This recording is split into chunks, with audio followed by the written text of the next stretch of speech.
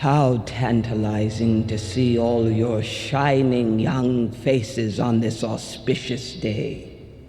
I am Dr. Volumnia Gall, your humble head game maker in charge of the War Department and all its affiliated concerns. I've broken free of my laboratory today to examine you, the leaders of the next generation. I won't be around forever after all. And now to that end, I am honored to introduce to you the creator of the Hunger Games themselves, Dean Casca Highbottom. Select students,